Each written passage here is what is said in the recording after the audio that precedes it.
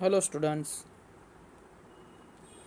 ઇંગ્લિશના આ વિડિયો લેક્ચરમાં આપ સૌનું સ્વાગત છે. ધોરણ 10ના મારા વાલા વિદ્યાર્થી મિત્રો, મજામાં છો બધા? સરસ, વેરી ગુડ. તો ચાલો આપણું જે વર્ક ચાલુ છે એમાં આગળ વધીએ. વચ્ચે તમને આ યુનિટ શરૂ હતું ને વચ્ચે ગ્રામરના 2 લેક્ચર આપી દીધા છે, કારણ કે મારા મગજમાં એવું હતું કે યુનિટ પૂરું થઈ ગયું છે. ઓકે, ચાલો આનો એન્ડ બાકી છે તો એ આજે કવર કરી લઈએ અને પછી નેક્સ્ટ ટોપિક ઉપર આપણે જઈશું. તો હાલન કેલર વિશે આપણે યુનિટ 6 આપણું છે, આઈ લવ યુ ટીચર. એમાં ઘણું બધું જાણ્યું. હેલનના અનુભવો, હેલનની લર્નિંગ પ્રોસેસ, હેલન પોતાના જીવનમાં કઈ રીતના આગળ આવી છે, કઈ રીતના સમજુ થઈ છે, કઈ રીતના એ માહિતગાર થઈ છે દરેક વસ્તુથી. એ તમામ બાબત આપણી સામે હેલને રજૂ કરી. પોતાના જીવનની શરૂઆત ક્યાંથી થઈ એની સાચી રૂપરેખા આપણી સામે રજૂ કરી. હવે અહીં સુધીની જે ઘટના આવી છે એમાં હેલનના ટીચરનો રોલ જે છે એ હેલનના જીવનમાં ખૂબ જ મહત્ત્વનો છે. બરાબર. એન સુલિવાન, કે હેલન જ્યારે 7 વર્ષની હતી ત્યારે આ ટીચર એમના માતા પિતાને મળે છે. એ આવે છે હેલનના ઘરે. હેલનને ત્યાંથી બધું શીખવાનું શરૂ થાય છે. ઓકે, હવે શરૂઆતમાં આપણે જોયું કે એની જે લર્નિંગ પ્રોસેસ હતી એ ટચ સેન્સ ઉપર હતી. સ્પર્શ દ્વારા એ દરેક બાબત શીખી. તો એમાં પહેલાં એ શબ્દોથી પરિચિત થઈ, પછી એ શબ્દો બોલતા શીખી. ત્યારબાદ ધીરે ધીરે એ વાંચતા શીખે છે, લખતા શીખે છે. આ પ્રોસેસ ચાલુ છે. ઓકે, એટ ધ એન્ડ આપણે જોયું કે એણે પોતાનું આગળનું શિક્ષણ લેવા માટે થઈને ઘર છોડી અને પછી આગળના એના એજ્યુકેશન માટે થઈને એ અલગ અલગ સંસ્થાઓમાં અલગ અલગ સમયે જાય છે. ઓકે, તો એ સંસ્થાઓ, એનો સમયગાળો, એ બધું આપણે યાદ રાખવાનું, એવું મેં તમને લાસ્ટ લેક્ચરમાં સૂચવ્યું હતું. અને એ બાબતે મેં પ્રશ્નો પણ પૂછેલા અને કોમેન્ટ કરવા પણ કીધેલું, પરંતુ આ લેક્ચરમાં મારે એ બાબત તમારી સામે સ્પષ્ટ કરવી પડે છે કે 10મા ધોરણના વિદ્યાર્થીઓમાંથી જે લાસ્ટ લેક્ચરમાં પ્રશ્ન પૂછવામાં આવ્યા છે એનો જવાબ મને મળેલો નથી. તો આજે ફરીથી જે ઇન્સ્ટિટ્યૂટ છે એ ઇન્સ્ટિટ્યૂટ અને એમાં જે ટાઈમ ડ્યુરેશન છે, બરાબર છે, એ બાબત મને કોમેન્ટ્સમાં લખી જણાવવી. એ કઈ ઇન્સ્ટિટ્યૂટમાં ક્યારે ગઈ, કઈ કોલેજમાં ક્યારે ગઈ, બરાબર છે, દરેક બાબત મારી સામે કોમેન્ટ દ્વારા સ્પષ્ટ કરજો. આ લેક્ચરમાં ફરીથી મારું એ સૂચન છે, મારી ડિમાન્ડ છે, તો એ બાબત ઉપર તમે ફોકસ કરજો. ઓકે, ચાલો તો હવે યુનિટ પર જઈએ છીએ. જે કાંઈ બાકી રહેલું યુનિટ છે એ કવર કરીએ. ઓકે, લાસ્ટમાં આપણે જોયું કે એણે રેડક્લિફ કોલેજ જે છે એમાં અભ્યાસ કર્યો અને રેડક્લિફ કોલેજમાં એણે કઈ રીતના અભ્યાસ કર્યો અને કઈ રીતના લેક્ચર એણે મહેસૂસ કર્યા એ બાબત આપણી સામે સ્પષ્ટ કરી. ઓકે, ચાલો હવે ત્યાંથી આગળ વધીએ. Here I begin to write about my life. અહીં મેં મારા જીવન વિશે લખવાનું ચાલુ કર્યું. Here I begin to write about my life. અહીં મેં મારા જીવન વિશે લખવાનું ચાલુ કર્યું. I wrote the story both in Braille and on a normal typewriter. I wrote the story both in Braille and on a normal typewriter. મેં બંને રીતના સ્ટોરી લખવાની ચાલુ કરી. બોથ, બંને, બ્રેલમાં પણ અને સામાન્ય ટાઈપરાઇટર છે એમાં પણ. બરાબર, બ્રેલ એટલે આંધળા લોકો જે વાપરે છે એ ટાઈપરાઇટરમાં મેં લખવાનું ચાલુ કર્યું, અને સામાન્ય લોકો જે નોર્મલ ટાઈપરાઇટરનો ઉપયોગ કરે છે એમાં પણ લખવાનું ચાલુ કર્યું. The story of my life was edited by John Macy. The story of my life was edited by John Macy. John Macy નામના વ્યક્તિનું અહીંયા વર્ણન કર્યું છે, એટલે કે હેલન કેલરે પોતાના ટીચરનું એક નામ ઉલ્લેખ કર્યો છે અને એક અહીંયા એડિટરનું નામ ઉલ્લેખ કર્યો છે, જેનું નામ છે જ્હોન મેસી. એણે જે કાંઈ હેલને લખ્યું હતું એમાં જરૂરી એડિટિંગ જે કરવાનું હતું, બરાબર છે, એને જે શું કહેવાય ને પ્રસ્તુત કરવાનું હતું એ બાબત જ્હોન મેસીએ કર્યું. The writing was published in a magazine in 1903 and I was paid for it. The writing was published in magazine in 1903. 1903માં મેગેઝિનની અંદર એની જે સ્ટોરી હતી એ પબ્લિશ થઈ, પ્રકાશિત થઈ. And I was pad four it, અને એની સામે મને પૈસા પણ મળ્યા. બરાબર. તો જુઓ, હેલન કાંદળી અને બહેરી છોકરી પોતે લેખક તરીકે પોતાની જાતને રજૂ કરી છે આપણી સામે, અને લેખક તરીકે એણે જે લખ્યું છે એમાં આપણે જાણીએ છીએ આપણી સામે જે ડેટ આવી છે મુજબ 1903માં એનો પહેલો લેખ જે છે પ્રકાશિત થયો, અને એના બદલામાં એને પેમેન્ટ મળે છે, અમાઉન્ટ મળે છે. ઓકે. તો જે આપણે ડેઇલી ન્યૂઝપેપર વાંચીએ છીએ એમાં જે વિવિધ કોલમ આવે છે, એ જે રાઇટરો લખે છે, જેની કોલમ ત્યાં પ્રકાશિત થાય છે, એ બધાને એનું મહેનતાણું મળે છે, એના પૈસા મળે છે. તો હેલનને પણ 1903માં લેખક તરીકે પૈસા મળવાના ચાલુ થયા. We the blinds are as indebted to Louis Braille as making is to Gutenberg. Mankind as mankind is to Gutenberg. ખૂબ જ સરસ મજાની બાબત છે અહીંયા. We blinds, અમે આંધળા, as an indebted to Louis Braille. Louis Braille જે છે એના ખૂબ જ આભારી છીએ. as mankind is to Gutenberg. બરાબર. એણે જે ગુટનબર્ગની અંદર આ જે લ્યુઇસ બ્રેઇલ જે છે એના અમે આભારી છે, કારણ કે આ જે આંધળા લોકો માટે બ્રેઇલ લિપિની શોધ થઈ એ લ્યુઇસ બ્રેઇલે કરી છે, એટલે એના અમે આંધળા લોકો ખૂબ જ આભારી છીએ. ઓકે. તો અહીં આગળ તમારી સામે જે પ્રશ્ન બે 1 by 1 રિપીટ થયા, એક 1903 અને એક લ્યુઇસ બ્રેઇલ, આ બંને બાબત છે એક સમય યાદ રાખવાનું છે, એક કેરેક્ટર યાદ રાખવાનું છે. ઓકે. હા, જ્હોન મેસીને પણ આપણે યાદ રાખશું. બરાબર. કારણ કે ટ્રુ ફોલ્સ કે ઓબ્જેક્ટિવ પ્રકારનો પ્રશ્ન છે, તો ત્યાં આપણને મદદરૂપ થશે. On 18th June 1904, I graduated from the Radcliffe College. Okay. 1904, 28 જૂન. બરાબર. 28 જૂન 1904. I graduated from the Radcliffe College. Radcliffe કોલેજમાંથી હું સ્નાતક થઈ. બરાબર છે. એક આંધળીને બહેરી છોકરી, સફર જુઓ એના શિક્ષણોની, એની લર્નિંગ પ્રોસેસ તમે જુઓ, એક કોલેજ પૂરી કરે છે. I felt proud that I became the first deaf blind person earned to Bachelor of Arts degree. બરાબર છે. હવે જુઓ, આ ગર્વની બાબત આપણી સામે આવી. શું કહે છે આ સેન્ટેન્સમાં?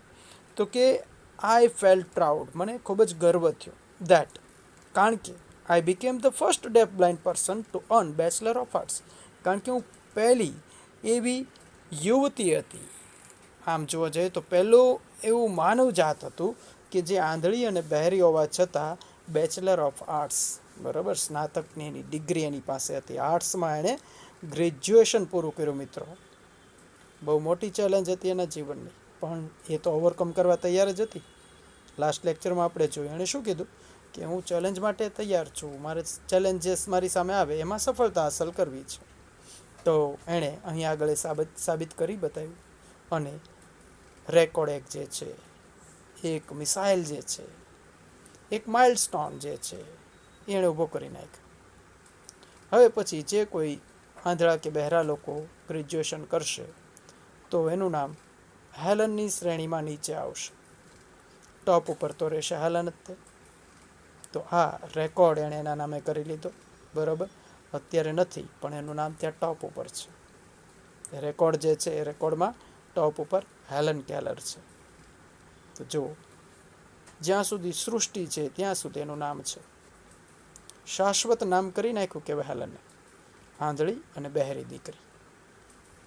આ બધું એની પાસેથી આપણે શીખવાનું છે. Okay. I began to feel that I must educate people on ways to help the blind. I began to feel, હવે મને એવું લાગવા માંડ્યું, that I must educate people on ways to help the blind. બરાબર છે. હવે મને એવું લાગવા લાગ્યું કે હવે મારા જીવનમાં મને જે આંધળા લોકો બતાય છે એની મારે મદદ કરવી જોઈએ. આઈ મસ્ટ એજ્યુકેટ, એને શિક્ષણ આપવું જોઈએ. કારણ કે એને ખ્યાલ આવ્યો હવે કે આંધળા લોકો પણ ભણી શકે છે, આંધળા લોકો પણ સ્વનિર્ભર થઈ શકે છે, આંધળા લોકો લાચાર નથી.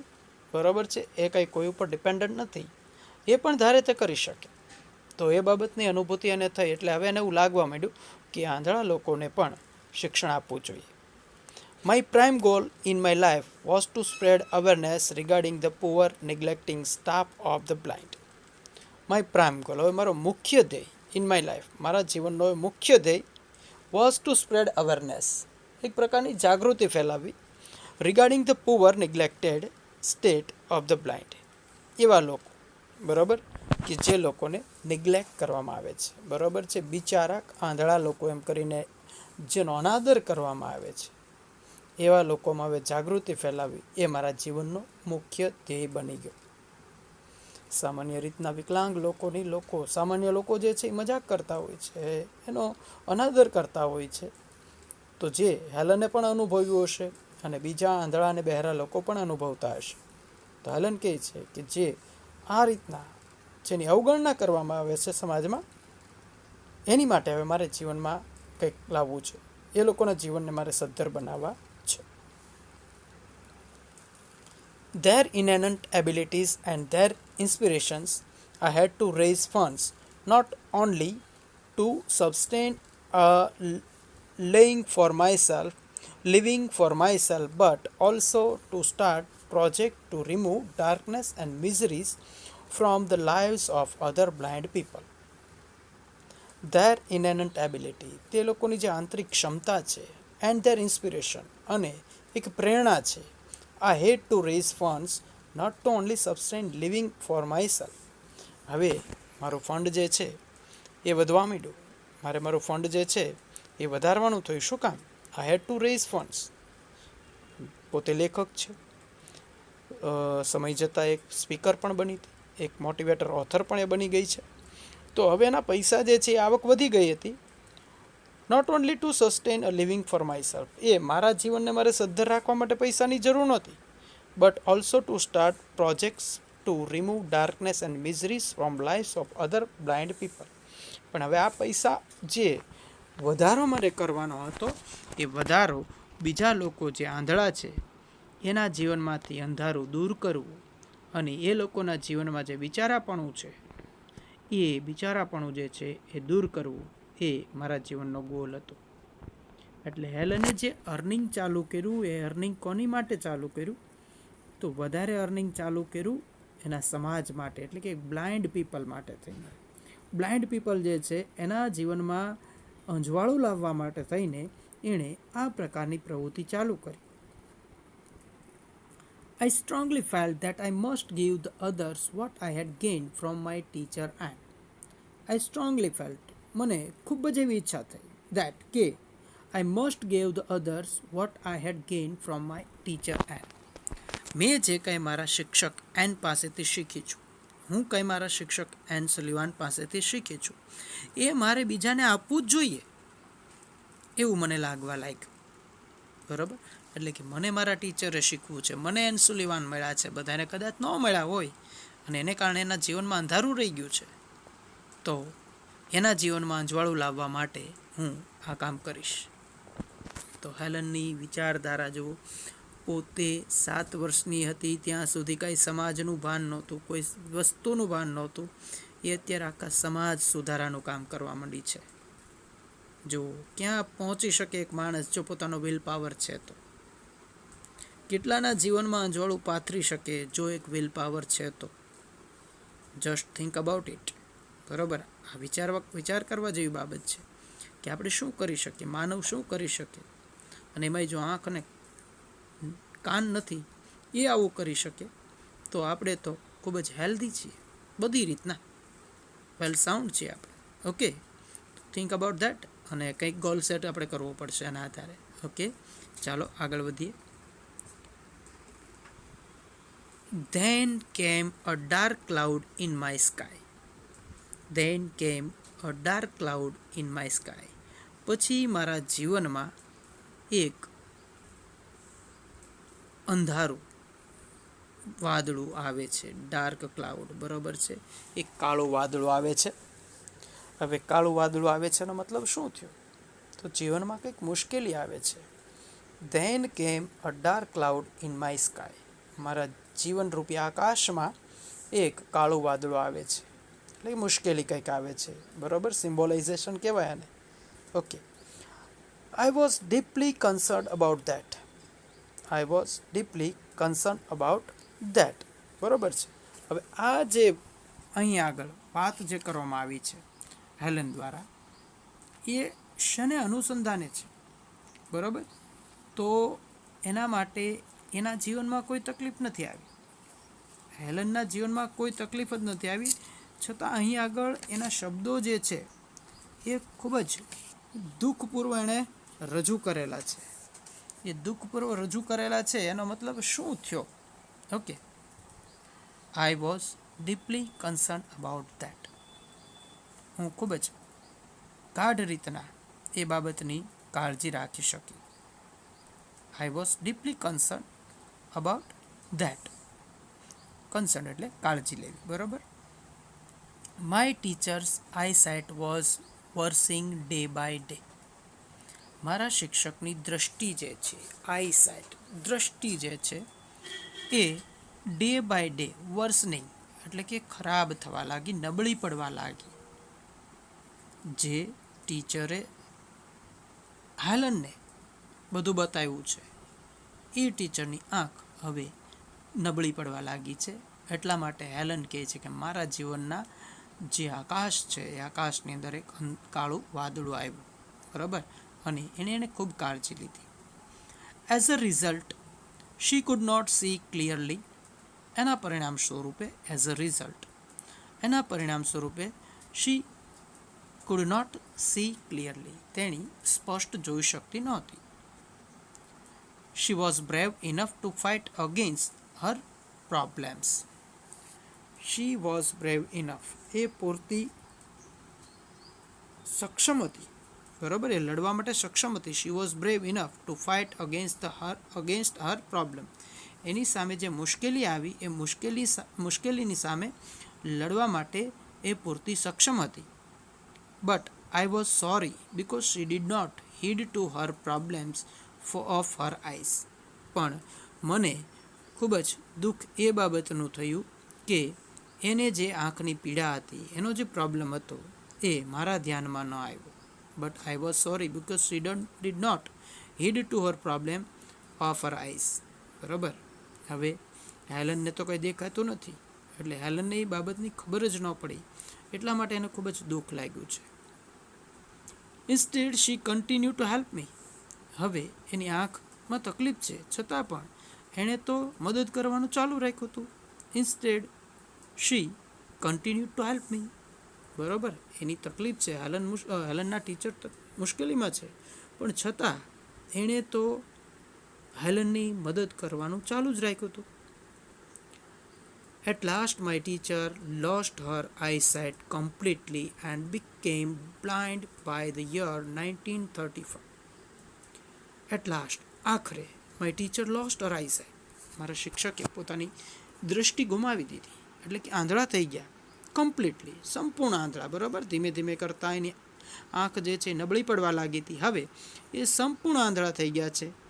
And became blind by the year 1935. અને 1935માં એ સંપૂર્ણ અંધ થઈ ગયા.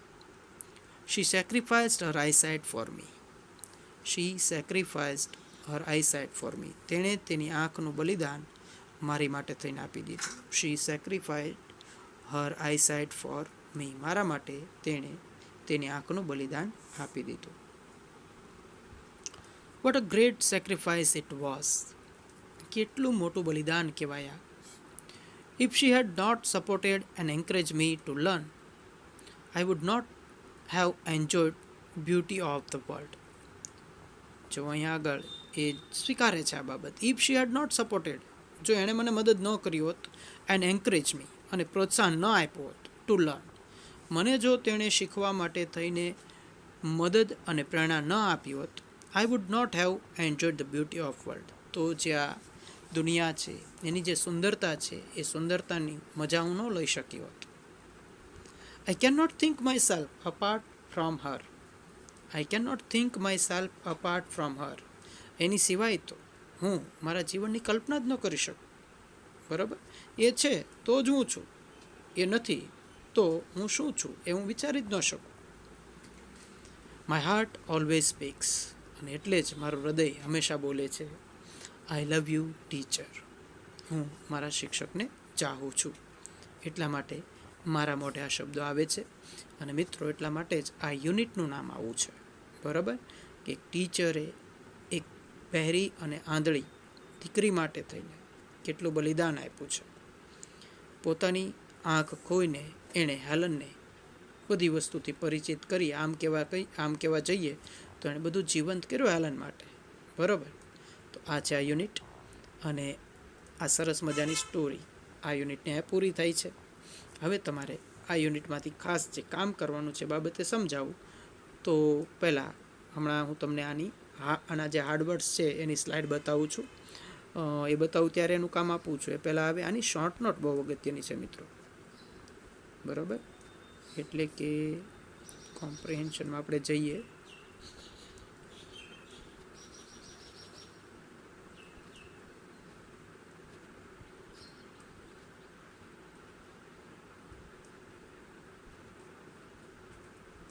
Okay, here C9, write short notes. બરાબર? Helen a gifted learner and Sullivan a wonderful teacher. આ બે શોર્ટ નોટ જે છે આ યુનિટમાંથી કમ્પલસરી કરવાની છે. કારણ કે મેં તમને પહેલાં પણ સૂચવ્યું છે કે અમુક યુનિટ જે છે એ કન્ફર્મ છે શોર્ટ નોટ માટે, અને એમાંથી શોર્ટ નોટ 80 to 90% એમાંથી આવતી હોય છે. તો એમાંનું આ એક યુનિટ છે. તો આ શોર્ટ નોટ ખાસ તૈયાર કરી નાખવી બંને. બરાબર? અને જો શોર્ટ નોટ કરવામાં કોઈ તકલીફ પડે છે, કોઈ સેન્ટેન્સ યાદ નથી રહેતું, તો તમે કમેન્ટ્સ દ્વારા મને પૂછી શકો છો. ઓલરેડી મેં તમને શરૂઆતના યુનિટમાં કઈ રીતના શોર્ટ નોટ લખવી અને તૈયાર કરવી એ બાબતે સમજાવેલું છે. એવું હોય તો એ લેક્ચર એકાદી વાર જોઈ લેવો કે એમાં શું શું માર્ગદર્શન મેં આપ્યું છે. ઓકે, ચાલો. તો આ બે શોર્ટ નોટ ખાસ આ યુનિટમાંથી અત્યારે કરવાની છે. બીજી જે બાબત મેં તમને અંડરલાઇન કરાવી છે એ સેન્ટેન્સ આખા તૈયાર કરવાના છે. ઓકે, હવે હાર્ડવર્ડ્સ ઉપર તમને લઈ જાઓ, કારણ કે આમાં શરૂઆતમાં આપણે અલગ મેથડ એપ્લાય કરી તેને કારણે બધા કવર થયા નથી. ઓકે, હવે તમારી સામે જે સ્લાઇડ છે એમાં શબ્દો વન બાય વન આપણે જોતા જઈએ. ડેફ એટલે બહેરું, બ્લાઇન્ડ એટલે આંધળું,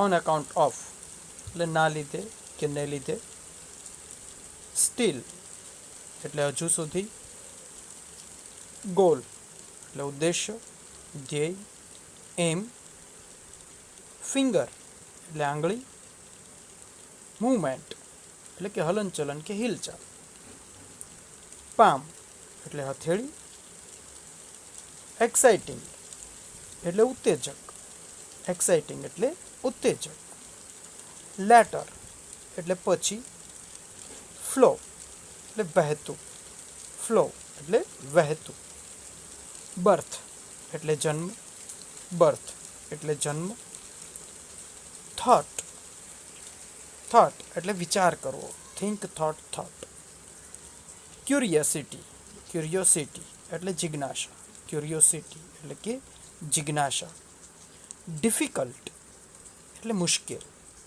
ડિફિકલ્ટ એટલે મુશ્કેલ, બેઝડ ઓન, બેઝડ ઓન એટલે હકીકત આધારિત, બેઝડ ઓન એટલે હકીકત આધારિત, સેન્સ ઓફ એટલે સૂઝ કે સમજણ, કોઈ પણ બાબતનો ખ્યાલ આવી જાય તો સેન્સ ઓફ એટલે સૂઝ કે સમજણ, થ્રોટ એટલે ગળું, થ્રોટ એટલે ગળું, વાઇબ્રેશન એટલે કંપારી કે ધ્રુજારી, વાઇબ્રેશન એટલે કંપારી કે ધ્રુજારી, બરાબર.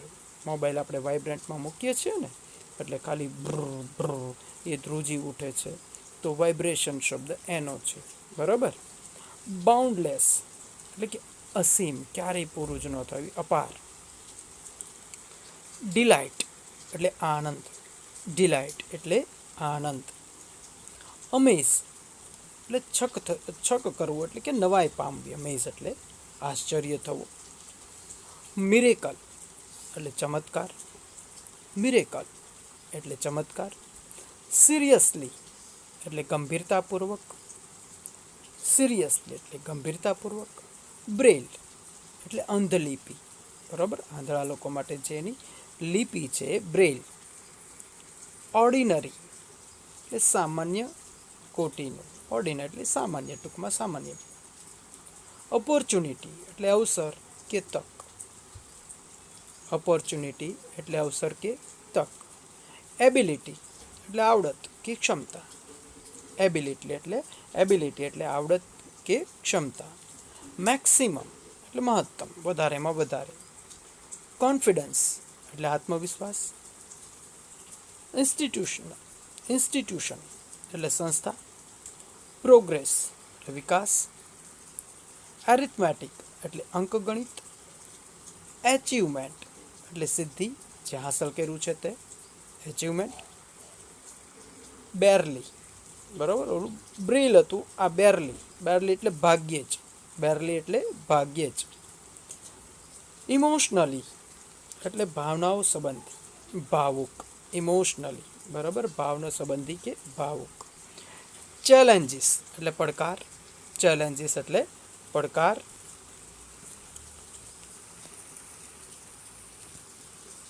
લેક્ચર્સ, બરાબર છે, એટલે ભાષણ, આમ કહેવાય ભાષણ, પણ આપણે જે કોલેજ દરમિયાન જે લેક્ચર ચાલે છે એ લેક્ચરની વાત છે, એમાં જે પાઠ ભણવામાં આવે છે ભાષણ ટાઈપ લાગતા હશે. ઓકે. રેપિડલી એટલે ઉતાવળે, રેપિડલી એટલે ઉતાવળે. નોર્મલ એટલે સામાન્ય. મેગેઝિન એટલે કે સામાયિક. એબિલિટી એટલે શક્તિ કે ક્ષમતા, ઓલરેડી આગળ શબ્દ આવી ગયો છે. મિઝરીઝ, બરાબર છે, મિઝરીઝ એટલે અહીંયા આગળ કંજૂસ એવું લખ્યું છે, એકચ્યુઅલી મિઝરીઝ એટલે દયનીય પરિસ્થિતિ, મિઝરી એટલે દયનીય પરિસ્થિતિ. આઈસાઇટ એટલે દ્રષ્ટિ, આઈસાઇટ એટલે દ્રષ્ટિ. અપાર્ટ ફ્રોમ એટલે થી અલગ, અપાર્ટ ફ્રોમ એટલે થી અલગ. ઇન્ડેપ્ટેડ એટલે આભારી કે ઋણી. મેનકાઇન્ડ એટલે માનવજાત. પ્રાઇમ એટલે મૂળભૂત. અવેરનેસ, અવેરનેસ એટલે જાગૃતતા. રિગાર્ડિંગ એટલે ને લગતું. ઇનેનેટ એટલે સહજ, જન્મજાત, આંતરિક. ઇન્સ્પિરેશન એટલે પ્રેરણા. વર્સનિંગ એટલે ખરાબ, વર્સનિંગ એટલે ખરાબ. સેક્રિફાઈસ એટલે બલિદાન. ઇન્સ્ટેડ ઓફ એટલે ના બદલે. ટુ રિમેમ્બર એટલે યાદ કરવું. ટુ લીડ એટલે આગેવાની લેવી. ટુ ઇમિટેટ એટલે અનુકરણ કરવું કે નકલ કરવી. ટુ સક્સીડ એટલે સફળ થવું. ટુ થ્રિલ એટલે રોમાંચિત થઈ જવું, ઉત્તેજિત થઈ જવું. ટુ અવેક એટલે જાગૃત કરવું. ટુ સીમ એટલે દેખાવું. ટુ થ્રોબ એટલે ધબકવું. ટુ કનેક્ટ એટલે જોડવું. ટુ સેટિસ્ફાય એટલે સંતુષ્ટ કરવું. ટુ અટર એટલે ઉચ્ચારવું એટલે કે બોલવું. ટુ અમેઝ એટલે છક કરવું. ટુ ડિલાઇટ એટલે આનંદિત થવું. આ બધા ક્રિયાપદ છે. ટુ જેમાં લગાડ્યા છે અહીંયા, એનો મતલબ એવો થયો કે આ બધા ક્રિયાપદ છે ને ક્રિયાપદના V1 છે, મૂળ રૂપ છે, એટલે બધી ક્રિયાઓ દર્શાવી છે. ટુ ઓબે એટલે ની આજ્ઞા પાળવી. ટુ કમાન્ડ એટલે હુકમ કરવો. ટુ રિમેમ્બર એટલે યાદ કરવું. ટુ રેઇઝ એટલે ઊભું કરવું. ટુ પ્રોવાઈડ એટલે પૂરું પાડવું. ટુ ઇમ્પ્રૂવ એટલે સુધારવું. ઓકે, ત્યારબાદ ટુ ડિસ્ટર્બ ખલેલ પહોંચાડવી, ટુ એડિટ સંપાદન કરવું, ટુ પબ્લિશ પ્રસિદ્ધ કરવું, ટુ નિગ્લેક્ટ ઉપેક્ષિત કરવું, ટુ કન્સર્ન કાળજી રાખવી, ટુ હીડ ધ્યાનમાં લેવું, ટુ સ્પ્રેડ વિસ્તારવું, ટુ સસ્ટેન ટકાવી રાખવું, ટુ ગેઇન લાભ મેળવવો, ટુ એન્કરેજ એટલે હિંમત આપવી. ઓકે, આ બધા હાર્ડવર્ડ્સ છે એ વન ટાઈમ આપણે આપણી ફેરબુકમાં લખશું. શોર્ટ નોટ વિશે મેં તમને સમજાવી દીધું. ઓકે, ચાલો ગુડ બાય. નેક્સ્ટ લેક્ચરમાં પાછા મળીશું.